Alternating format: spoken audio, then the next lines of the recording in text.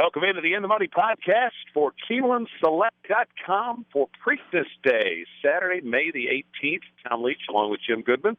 Going to take a look at the late pick four of four graded stakes races on the Saturday card, culminating with the Grade 1 Preakness second leg of the Triple Crown. Jim, get us started in the Grade 3 Gallaret, mile and a 16th on the turf, which should be in good shape. Nice weather this weekend in Baltimore, so Gallaret should certainly stay on the turf. Who do you like?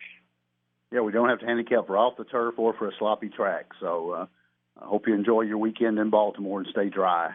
The Gallaret's a nice race to start off the pick four. I didn't have a strong opinion here, so I'm going to go deep when we get to the pick four. I think you got to take a look at I'm So Fancy for Delacour, first-time North American.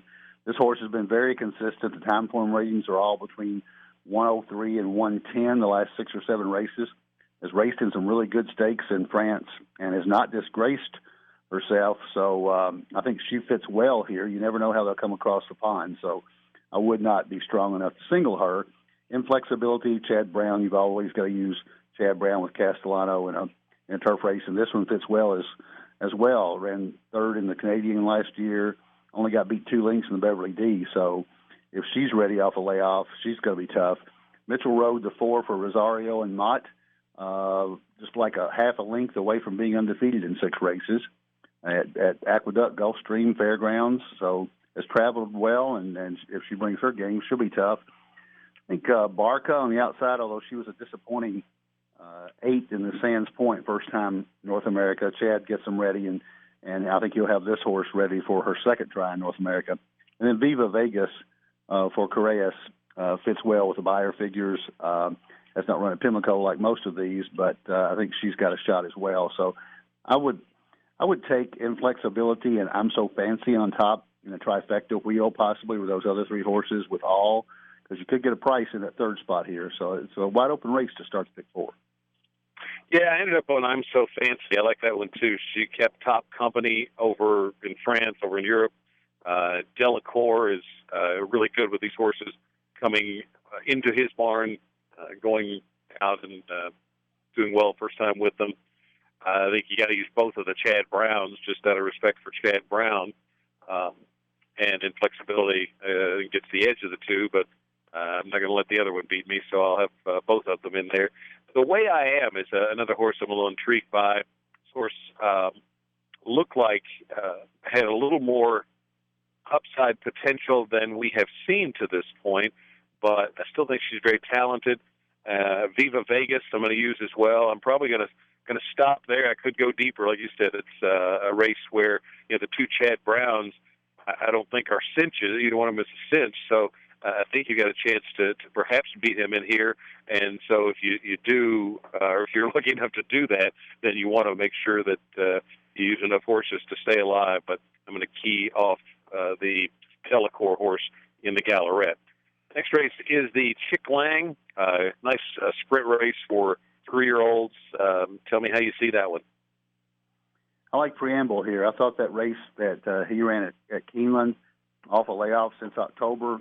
Maybe he just likes Keeneland because he's 2 for 2 there, but he also ran well his first time out at Churchill. Giroux takes him back for Brissett, and this is one of the stars of Brissett's stable. So first time in a stakes, I think it's a reasonable step up for him. He's good at 6 furlongs or 7 furlongs, so I think we've got a couple of undefeated horses in here, but I think Preamble rates the edge for me over Pyron, the 7 for Asmussen. Don't know how much the sloppy track aided him at Oakland last time out, but that was on, I believe, on Arkansas Derby Day on the undercard. So he's certainly talented. Don't know how to take to somewhere other than Oakland, so I'm going to take Preamble over him. Malpays is the other one for Joe Sharp, off a sharp win at Charlestown and a sharp win at Fairgrounds before that. So you've got some really up-and-coming 3-year-olds here. Lexitonian showed a little spark last time out in the Churchill race. Looks like he may be over his head a little bit. And Gladiator King is the other one that just because of 13 lifetime starts with 5 wins, I would put him in there in the mix as well. Preamble is going to be my win pick in the Chick Lang. Yeah, that's where I ended up as well. Horse is undefeated, and the buyer figures are all solid. And I think with the 8 posts, there's a good amount of speed in here, and he just is in a position to sit just off of them and take over in the stretch. Malpace, it was a nice win last time at Charlestown. He beat a much higher regarded rival and did it pretty convincingly. Admiral Lynch, I had on my list as well, and then Prion for Asmussen, just 2 for 2. Horses undefeated, so you never know how good they can be. But that's certainly the theme of Preamble, too. And I think this horse has the look of one that's got a lot of upside left to tap into. And so this is a nice spot to ease into the stakes level of competition, get a graded stake win, and then take off a bigger bite next time. So Preamble for me as well. The 12th race is the Grade 2 Dixie at a mile on the 16th on the turf. Catholic Boy is going to be a big favorite in here. Been off since the Breeders' Cup Classic, and he's 4 for 5. When running on turf, he's been very effective on both surfaces. A couple of questions for him is it's a poor post position and also the layoff. And this obviously is not the main goal of the season. It's just the first step. So I think he could be vulnerable. I ended up trying to beat him with Just Howard. This horse is the second off the layoff for Graham Motion, and he's got a lot of runners on this big day here in his home area, and so I suspect he'll make a couple of visits at least to the winner's circle. And I think Just Howard could be one of them. This horse had some trouble in the comebacker and barely beaten, and they just had the look of a prep for this spot. And I think you certainly get value with Catholic Boy in here, so I'm going to try to upset the favorite with Just Howard. Have at it for Clement. Certainly is worthy of respect. Inspector Lindley is too, but don't like him being drawn on the outside. And then if you want to go really deep, you could try Flash Phelps maybe, who's 2 for 3 on the Pimlico turf. But I'm going to take Just Howard for the upset over Catholic Boy. How do you see the Dixie? I think it's wide open. I think Catholic Boy is very vulnerable here for the reasons that you mentioned. He's not going to be cranked for this. He's been off since the Breeders' Cup. Had a nice, easy winter. I can't imagine that this is the big goal for him. He's coming out of Graded 1 stakes competition. He won a Graded 1 on the turf at Belmont, came back and won the Travers. This is a prep for him, and if you're ever going to beat him this year, I think it's going to be here. So I'm going to go deep here in the pick 4. Certainly going to use him, but I think possibly the horse that I'm going to take to win the race is Have At It for Christophe Clement. Coming off a layoff from Del Mar. Didn't run very well in the Hollywood Derby at Del Mar, but has a lot of back class and may just be ready off a layoff. But it's a wide open race for me. I think Inspector Lindley, if he had a better post, I would take him. If Catholic Boy had a better post, I'd feel better about him as well. I'm going to use Just Howard, your horse. I'm going to use Real Story, coming out of the same race at Laurel for Ignacio Carrillas. So I'm going to go deep when we get to pick 4. Very lukewarm win bet on Have At It, but would not shock me if Catholic Boy does win the race. He's certainly the classiest in here. Gets us to the 13th race, the Grade 1 Preakness, a mile and 3/16. And who do you see getting home first and actually staying up? I just want to see you handicap this race as well as you handicap the Kentucky Derby, and it leaves it up this time because I'm sure our listeners know that Tom liked both Maximum Security on top and liked Country House to finish in the money, and until it came down, he was going to be in for a big day. So hopefully, I think what I said, I went back and listened to the podcast that didn't like Country House necessarily to win, but that would key me in spots underneath, and boy, it was a tough beat. So try to get it back in the Preakness. What do you like? Well, good luck to you. It's tough. The Preakness is a tough race to handicap. It's not going to have the star power that the Derby had, of course, with the top 2 horses that finished first and were put up first, both skipping it. Question marks with War of Will. How much did that trip take out of War of Will? I think he was probably the second best horse in the race at the end. If he hadn't run up on Maximum Security, if he hadn't interfered, he might have finished second. Coming back in 2 weeks off that, I think he's vulnerable. The one hole doesn't hurt him as much here as it does at Churchill because you're running in a straight line instead of running into the rail and having to get out. So I think he can save ground there. I'm not worried about the one hole at all. I'm worried about how he comes out of the Derby. And normally I take horses coming out of the Derby. It's usually a good bet. The new shooters don't usually do well here, but I've got a couple of them that I really like. Improbable, of course, is going to be the favorite. Bob Baffert even said yesterday, though, that I don't think he's ever had a Preakness favorite that's winless in 2019, winless in the 3-year-old season. So Improbable, though, had a little tough trip and only got beat by 3 1/4 in the Derby, so he's going to be the likely favorite. I like Bourbon War a little bit coming out of the Florida Derby. Had no shot that time against Maximum Security, who dictated the pace and ran off, and obviously flattered that effort back in the Derby. But going back to the Fountain of Youth, he ran behind Code of Honor, who also ran well in the Derby, and beat Vacoma, who won the Bluegrass. So I think Bourbon War fits well here. If you get 12-1 on him, it's going to be a nice win bet. I think that's the value of the race. Warriors Charge for Brad Cox has gotten really good at Oaklawn. Don't know if he'll transfer that form, but that 97 buyer last time out jumps off the page. Owendale for Brad Cox with a 98 buyer in the Lexington.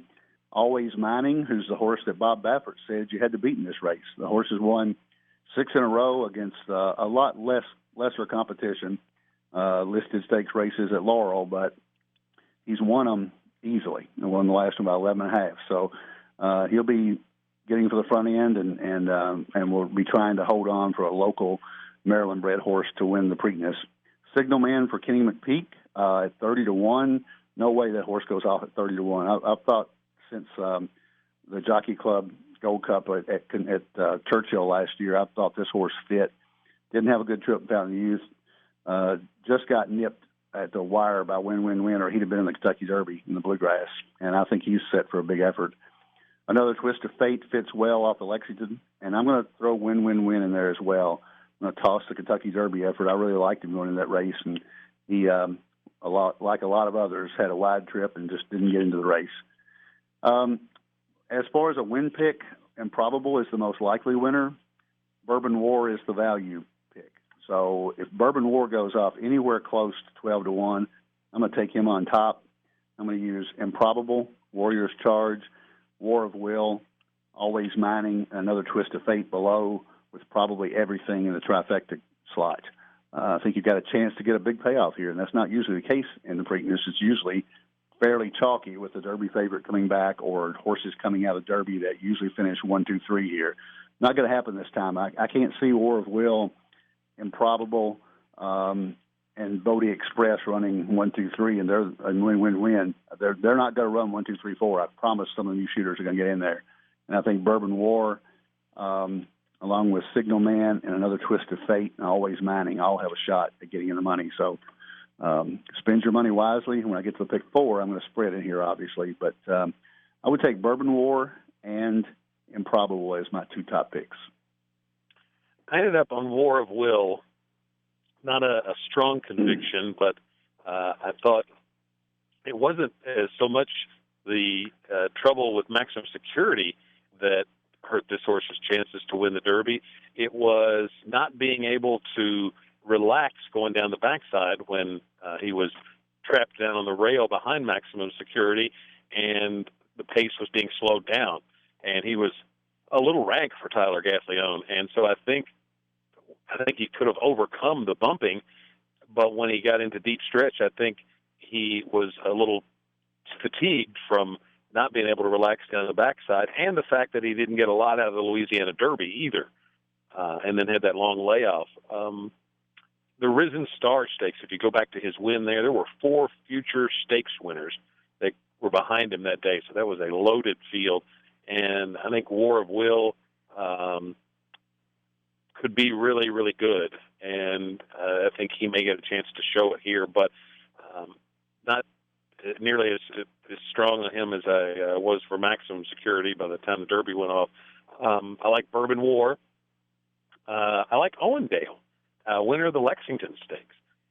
Was wide on the first turn and then came sweeping up wide on the second turn and won in the short stretch. And that particular kind of move, overcoming those things, is not something we typically see in those mile and 16th races at Keeneland. So the speed figure was good, and he overcame some significant adversity to win very impressively. And always mining just has gotten so good that I want to use him on there as well. The last time a Maryland-based horse won the Preakness was 1982, deputed testimony, and it was the year when the Derby winner didn't show up in Baltimore. I could certainly be talked into going even deeper and adding Win, Win, Win and Signal Man for big prices. I think I'll throw this one thing out there. If you're looking to swing for the fences, you could do a 4-horse exacta box of horses that ran at Keeneland: Owendale, Win, Win, Win, Signal Man, and Another Twist of Fate. And it would be a big ticket if 2 of those hit, and I wouldn't be surprised if it did happen. So I think it is a very wide open race, and so I would certainly be bold here. I'm going to take a stand against Improbable in here, and I think maybe he's just going to end up being at his best at maybe up to a mile and an eighth, and so I'm going to try to discard his chances here.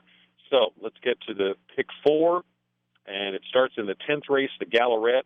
I'm going to use 4 horses in the first leg, the 1, 2, 3, and 9. That's the 2 Chad Browns, The Way I Am, and my win pick, I'm So Fancy.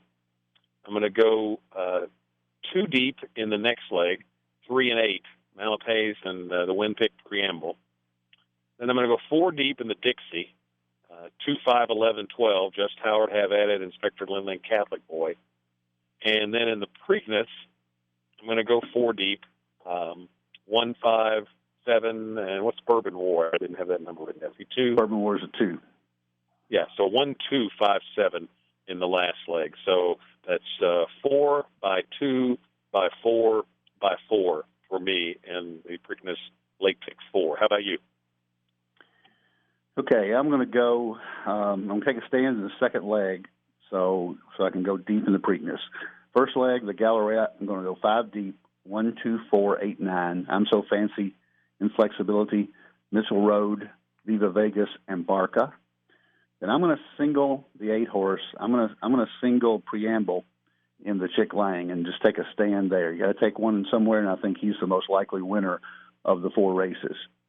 In the third leg, the Dixie, I'm going to go 6 deep in there with the 2, 5, 7, 8, 11, 12. Just Howard, Have It All, Real Story, Flash Phelps, Inspector Lindley, and Catholic Boy, hoping to beat the chalk on the outside, obviously.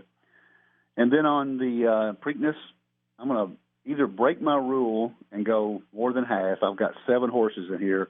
Or if I've got any money left after the early races, I might just take all because I hate to not have a couple horses in there. I don't have Owendale in there, one of the horses that you picked. So I've got 1, 2, 3, 4, 7, 8, 12. War of Will, Bourbon War, Warriors Charge, Improbable, Always Mining, Signal Man, and Another Twist of Fate. So I've got 1, 2, 4, 8, 9 with 8, with 2, 5, 7, 8, 11, 12, with 1, 2, 3, 4, 7, 8, 12 for $105. You got to spend a little more on a big day like this. And if my 8 gets through, I've got a lot of shots to hit a pretty good ticket there. Indeed, you do. There's a pick 5 that starts in the 9th race. It's the Very One. So the stake's named the Very One, so it's the Very One Stakes. A turf sprint for fillies and mares. JoJo Air is going to be a big favorite in there, so you could single her and start a pick 5 there. But you thought there were a couple of other horses worth looking at too, right? Yeah, I had a couple in there. I think Dare to Be, if you go back, one of the things that I love to look at, I like to look at a horse that's in bad form right now. A lot of people just look at the last couple of races on a racing form. That's the worst thing you can do because Dare to Be is 6-1 on the morning line. Last 2 times at Laurel got rained off the turf. You can draw a line through those, completely throw them out because this is going to be on the turf at 5 furlongs. And if you go take those out, she is very consistent. And 2 of the best races on the page are at Pimlico and Delaware last year in a 50,000 optional claimer. So she's 1 for 1 at Pimlico. The only horse that has Ion Berlin has a win here at Pimlico, but the others have not raced here. So I think Dare to Be has a shot. And Misericordia for Toledo on the outside of the 8 horse, very consistent. Has not run at Pimlico, but is very, very consistent on the turf at Laurel and Belmont. So I don't think it's a slam dunk there for JoJo Air, and a lot of people are going to overbet that. William Walker at Churchill, turf course at Pimlico is much different than Churchill, and that horse was she was 14-1 that night. So you don't just fall in love with JoJo Air because she happened to win the William Walker that night. Only beat 6 horses, so I think this is going to be a tougher spot for her. I don't think you can single there, so I think you need to go a little bit deeper if you play the Big Five. Best of luck with your wagers on the Preakness Day card or wherever you are playing. And if you're going to be busy doing other things or watching PGA this weekend, make sure your Keeneland Select account's fully funded to take advantage of some opportunities. Good luck, and we'll see you next weekend for the next edition of the End of Money podcast for KeenelandSelect.com.